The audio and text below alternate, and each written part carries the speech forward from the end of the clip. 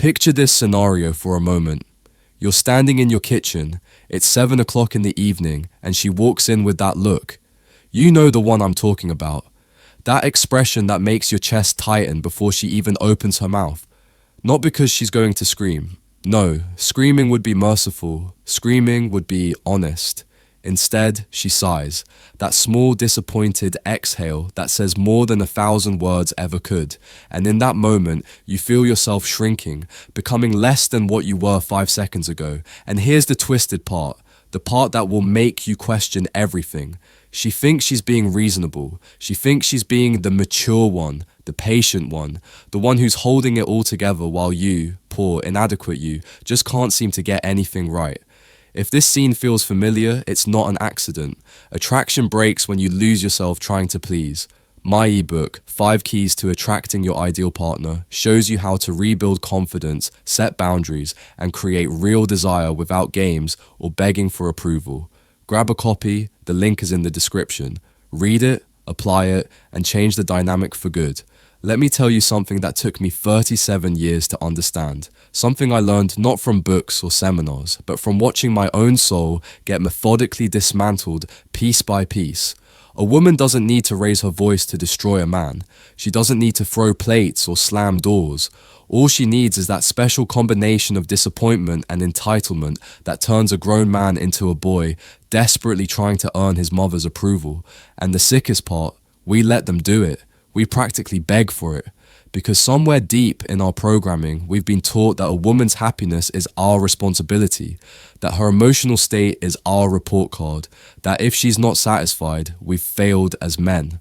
I remember sitting in my apartment 3 years ago, completely alone for the first time in a decade, and realizing something that should have been obvious but wasn't. Every decision I'd made for the past 10 years, every single one, from what job I took to what shirt I wore to what I ate for breakfast, had been filtered through the lens of what will she think? Not what do I want, not what's best for me, not what makes sense, but what will make her happy, what will avoid that look, what will prevent that sigh, what will finally be enough. You want to know the answer? Nothing. Nothing is ever enough for someone who sees you not as a partner, but as a project, not as a human, but as a provider of services, not as a man, but as a disappointment waiting to happen. You see, there's this beautiful lie we've all been sold. This fairy tale that says, if you just love hard enough, sacrifice enough, provide enough, she'll finally see your worth, she'll finally appreciate you, she'll finally transform into that soft, loving creature you thought you were marrying. But here's what actually happens, and listen carefully because this will save you years of agony. The more you give, the less she respects you. The more you sacrifice, the more she expects. The more you try to please her, the more disgusted she becomes with your weakness. It's not a bug in the system, it's a feature. It's how the whole thing is designed to work. Let me paint you a picture of how this destruction happens. And pay attention because you're probably living it right now without even realizing it. It starts with the devaluation, the subtle art of making everything you do seem insignificant, expected, the bare minimum. You work 50, 60, 70 hours a week. Well, that's what men are supposed to do. You fix things around the house. That's basic adulting. You spend time with the kids. Congratulations, you're doing what every father should do. Do you want a medal? You planned a nice dinner. Other husbands planned vacations to Paris. You bought her flowers. They're the wrong color, or they're nice, but you only did it because you feel guilty about something.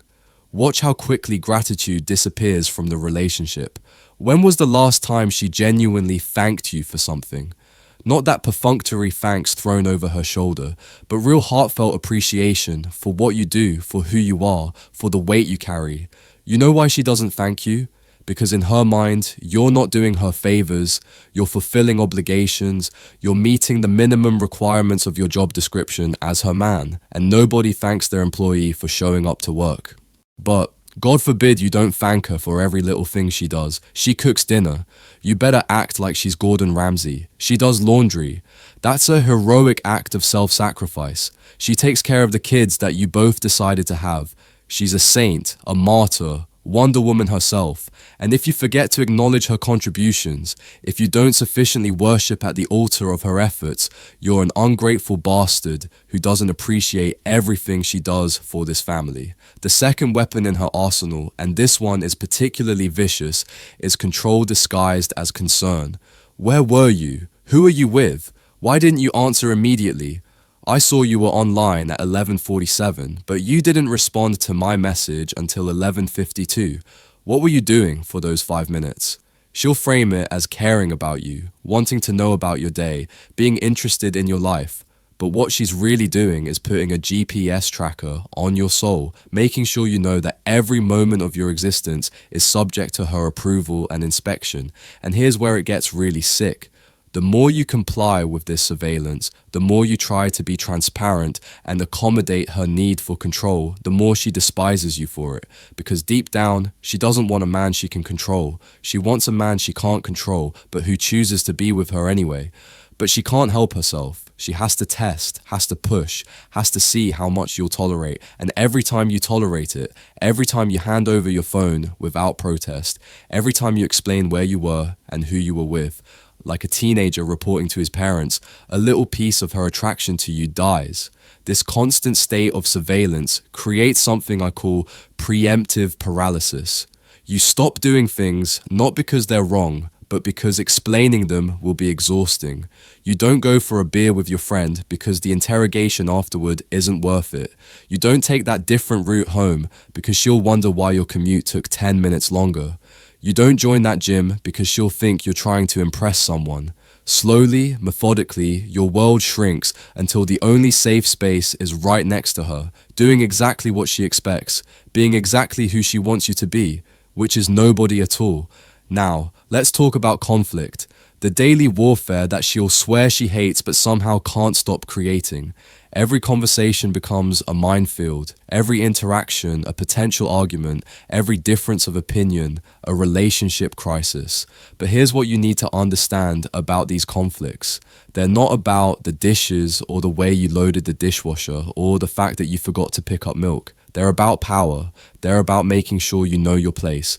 They're about keeping you in a constant state of defensive anxiety where you're always wrong, always apologizing, always trying to make it right. She's mastered the art of what I call emotional terrorism. She knows exactly which buttons to push to get you reactive, to make you raise your voice so she can play the victim, to make you walk away so she can accuse you of not caring, to make you engage so she can exhaust you with circular arguments that have no resolution. Because resolution was never the point. The point was to drain you, to deplete your emotional resources, to make sure you don't have enough energy left to realize what's happening to you. And when you're completely drained, when you're running on emotional empty, that's when she hits you with the expectations. You should be more romantic. You should make more money. You should be more handy around the house. You should be more involved with the kids, but also give her more space. You should be more aggressive in bed, but also more sensitive to her needs. You should be a provider, but also emotionally available. You should be strong, but also vulnerable. You should be independent, but also completely devoted to her. You should be everything to everyone at all times. And when you inevitably fail, because these demands are literally impossible to meet simultaneously, she gets to be disappointed in you again. Here's a truth that will hurt but might save your sanity. She creates problems because your attention to problems is the only attention she knows how to process. She doesn't know how to exist in peace, in harmony, in simple contentment. She needs drama like a plant needs water. She needs conflict like lungs need air, because without it, she has to face the terrible reality that she doesn't actually know who she is or what she wants. She only knows she's not happy, and since you're the man in her life, that must be your fault. I watched this happen to my brother over 15 years. Started out as this confident guy, owned his own business, had interests, had friends, had a life. 15 years later, he's asking his wife permission to buy a coffee on the way to work. He's explaining why he needs new work boots like he's defending a dissipation. He's turned down 3 promotions because she said it would mean too much time away from home. But when he's home, she complains he's always underfoot. He doesn't even see it. He thinks this is normal. He thinks this is what marriage is. He thinks this is love. But here's what really breaks a man, what really grinds him down to nothing. It's not the control or the conflicts or the criticism. It's the moving goalposts, the impossible standards, the fact that success is literally impossible because the game is rigged. Today, she wants you to be more emotionally available, so you open up. You share your fears, your dreams, your insecurities. Tomorrow, she's disgusted by your weakness. She can't be attracted to a man who cries, who has doubts, who needs reassurance. So you toughen up, you become stoic, you handle your problems yourself. Now you're emotionally distant, you're cold, you don't share anything with her. You're like living with a stranger. You literally cannot win because winning isn't part of the design. The design is to keep you perpetually off balance, constantly trying to figure out what she wants, constantly failing, constantly trying harder. It's like being in a casino where the house always wins, except you can't leave, and you've bet your entire life on a game you don't understand and can't possibly win. Let me tell you about the moment I woke up, really woke up, to what was happening. I just gotten a promotion, biggest career achievement of my life, something I'd worked toward for 5 years. I came home excited to share the news. And you know what she said? I guess this means you'll be home even less now. Not congratulations, not pride, not happiness for my success, just immediate translation into how this would negatively impact her. And in that moment, something clicked. I realized that no achievement would ever be celebrated. No success would ever be enough. No amount of proving myself would ever make her see me as anything other than a disappointing service provider who consistently failed to meet her unstated and constantly changing expectations. The really insidious part is how she'll frame all of this as your failure to be a real man. A real man would know what she wants without being told. A real man wouldn't be bothered by her moods. A real man would provide everything she needs while needing nothing himself. A real man would be grateful for the opportunity to serve her. She's not destroying you. You see, she's just disappointed that you're not living up to your potential. And isn't it lucky that she's here to constantly remind you of all the ways you're failing? And here's where it gets really dark. After years of this, you start to believe it. You start to think, maybe you really are inadequate. Maybe you really are lucky she tolerates you. Maybe you really should be grateful she hasn't left you for someone better. Your entire sense of self gets warped around her dissatisfaction. You lose track of who you were before her constant disappointment became the soundtrack of your life. You forget that you once had confidence, had pride, had a sense of your own worth that didn't depend on whether or not she was having a good day. The bedroom becomes another battlefield, another place where you can't possibly win. When you initiate, you're a sex-crazed animal who only thinks about one thing. When you don't initiate, you're not attracted to her anymore. You must be cheating. You must be gay. Something must be wrong with you. The sex itself becomes a performance review where you're constantly being graded and consistently found lacking, too fast, too slow, too rough, too gentle, too predictable, too weird. And God forbid you ever have a moment of dysfunction, because that becomes a relationship crisis that requires endless discussion and reassurance. But not too much reassurance, because then you're needy. She weaponizes her emotions while denying you the right to have any. Her bad day at work means the entire household needs to walk on eggshells. Your bad day at work means you need to man up and not bring negativity home. Her stress is valid and requires support. Your stress is self-created and you need to handle it better. Her tears are genuine expressions of pain. Your tears are manipulation or weakness. Her anger is justified. Your anger is abuse. And through all of this, she maintains the narrative that she's the one suffering. She's the one who sacrificed everything. She's the one who deserves better. She gave up her dreams for you even though you never asked her to. She could have had anyone, but she chose you. And look how you repay her. She does everything for this family while you just go to work, as if going to work to support the family is some kind of vacation, as if the pressure of being the provider is a privilege rather than a burden. The isolation is strategic. Your friends become problems. That buddy you've known since high school, he's a bad influence. Your brother, he never liked her anyway. Your parents, they're too involved in your life. One by one, your support network gets eliminated until she's the only voice in your head, the only perspective you hear, the only judge of your worth. And once you're completely isolated, once you have nowhere else to turn for reality checks, that's when the real destruction begins. She'll rewrite history to make you the villain of every story. That time you forgot your anniversary becomes evidence of your complete disregard for the relationship. That argument you had 3 years ago becomes proof of your abusive tendencies. Every mistake you've ever made gets catalogued and filed away to be brought out whenever she needs to remind you why you're lucky she stays with you. Meanwhile, her mistakes were just reactions to your failures. Her cruelties were just responses to your inadequacies. Her betrayals were just what you drove her to do. Now, here's the kicker. The thing that will really mess with your head occasionally, just often enough to keep you hooked. She'll be sweet. She'll be the woman you fell in love with. She'll be soft and loving and appreciative. And you'll think, this is it. We've turned a corner. Things are going to be different now. But it never lasts because that sweetness isn't real change. It's just intermittent reinforcement, the most powerful psychological tool for creating addiction and dependency. Those moments of sweetness are calculated to keep you hoping, to keep you trying, to keep you believing that if you just figure out the right combination, you can make her happy all the time. But you can't because her unhappiness isn't about you. It never was. Her unhappiness is about her, about wounds she carried long before she met you, about needs that no human could possibly meet, about a void that no amount of your sacrifice could ever fill. You're not her partner. You're her emotional support animal. You're her punching bag. You're her excuse for why her life isn't what she thought it would be. And as long as you stay in that role, as long as you accept that treatment, she'll keep destroying you. Not because she's evil, but because you're letting her, because you've agreed to be destroyed.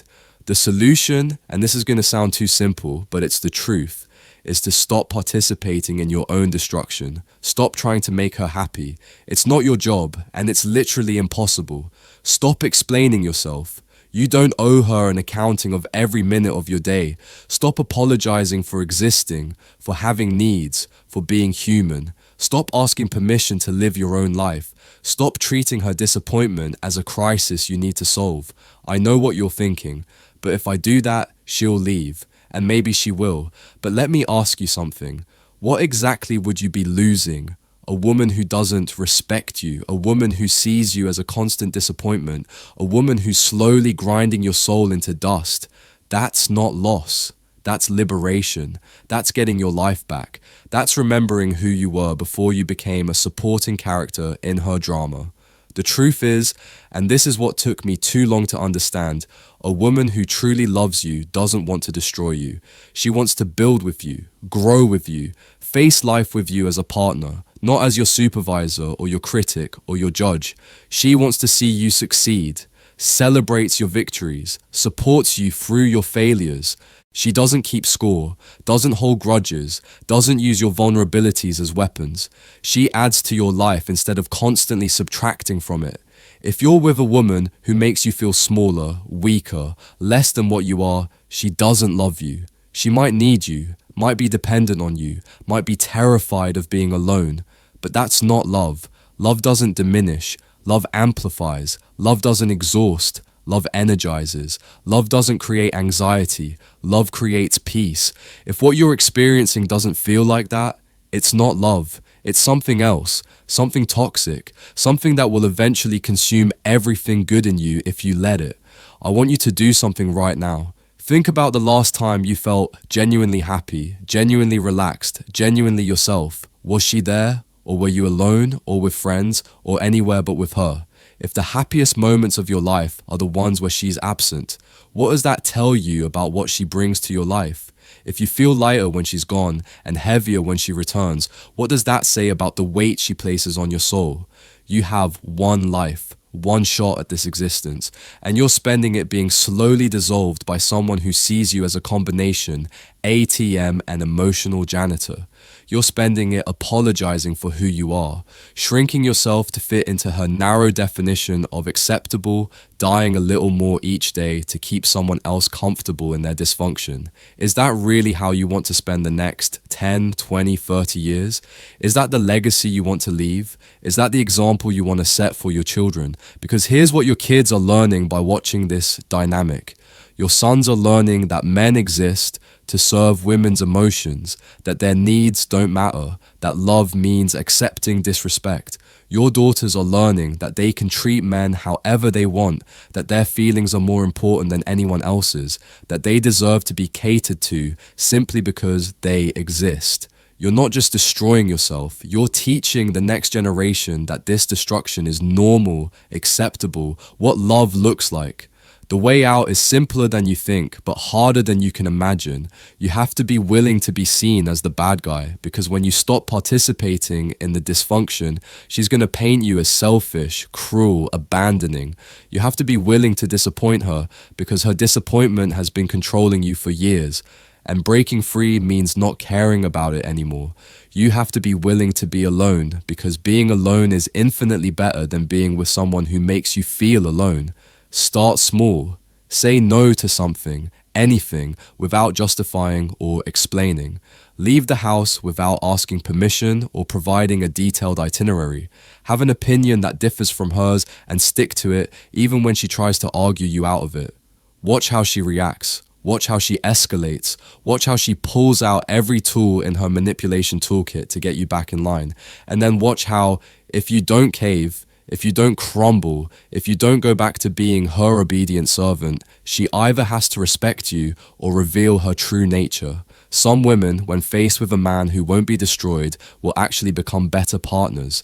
They'll realize that the drama and control weren't working, weren't making them happy either, and they'll adjust. But many won't. Many will escalate until the relationship becomes untenable. And that's okay, because a relationship where you have to accept being destroyed to keep it going isn't a relationship worth saving.